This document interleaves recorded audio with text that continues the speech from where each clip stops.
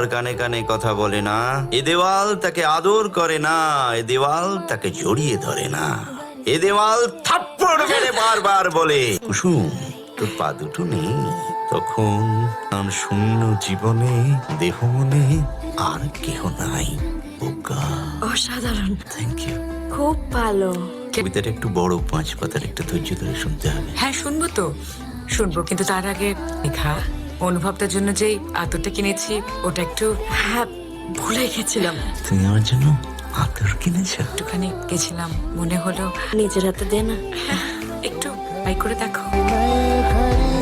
ব্যতিক্রমী গন্ধ, রোম্যান্টিক। বুক ভরে নাও। মাথাটা একটু ঘুরছে।